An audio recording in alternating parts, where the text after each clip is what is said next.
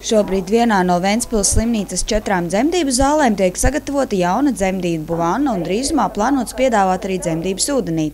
Dzemdību nodaļas vecākā vecmāte Gunta Cērpa atklāja, ka ūdens jaunajai māmiņai dod relaksāciju, un tieši šim nolūkam vanna arī tiks lielākoties izmantota.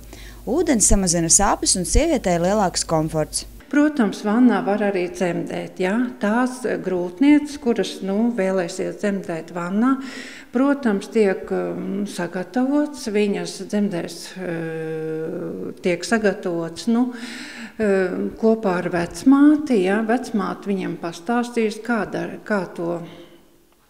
kā tās dzemdības noritēs. Šajā vannā iespējams aizvadīt arī dzemdības. Grūtniecēm, kas to vēlēsies, būs jānoslēdz līgums ar vecmāti, bet relaksācijai šo vannu varēs izmantot jebkura topošā māmiņa. Līdz šim ūdens relaksācijai dzemdību nodaļā izmantoja dušas. Vispār interesi ir, ja? Ventspils grūtniecēm ir interese par vannu, tāpēc arī tā. Vanna tiek sagatavota un viss mums ir speciāla zāle tagad, kur būs vanna, kur būs arī dzemdību galds turpat. Jā, tad, ja viņi neizmantos to dzemdībām, tad viņa izmantos tikai relaksācijai. Bērniņa laišana pasaulē ir skaists mirklis, tomēr no māmiņas tas prasa daudz spēka.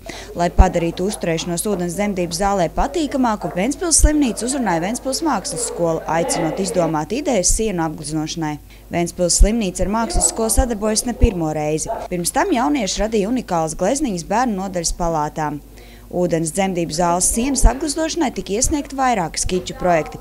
Jauniešiem ir dažādi izpratni par to, kādai šai zālē būtu jāizskatās. Vai jūs jau ar viņiem arī runājāt, kā viņi iedvesmojās, kā viņi izdomāja tos tēlus?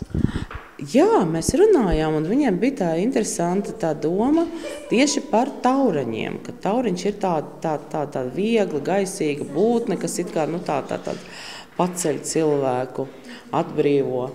Un tāpēc bija vairākas tauriņu skices, bet šī tā kaut kā likās visveiksmīgākā, jo tie burbuļi ir paši tādi viegli, gaisīgi, un viņi veidojot to formu tam tauriņam, tur var katrs principā saskatīt, ko grib. Viņš iznāk tāds, ka viņš nav tā konkrēti taurens. Jā, te viņš tā ieskatās un jāpēta ir. Un tieši tas efekts, kas bija jāpanāk šai zālē. Skiču konkursā uzvarēja Aleksandrs Ļifenko ideja par ūdens burbuļiem, kas veido uz sienas taurenu un ziedu. Когда нам сказали, что это будет связано с водой, Kad uzzināju, ka tēma jāsaista ar ūdens dzemdībām un vannu, nolēmu, ka jāizveido kaut kas zilos toņos, jo viss saistīts ar ūdeni.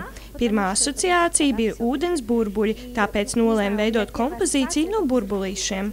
Tās ir neizsakāmas sajūtas, kad uzzināju, ka manu darbu izvēlējās. Tas bija ļoti negaidīti. Я рада очень. Uzstādīto ūdens dzemdību vannu plānots atklāt nākamajā nedēļā, bet dzemdēt tajā varēs no 1. decembra. Plānots, ka šovakar mākslas darbs jau būs pabeigts. Rezultātam sekos līdz arī Kurzemes televīzija. Gita Mārtiņsona, Mārtis Putnieks, Kurzemes televīzija.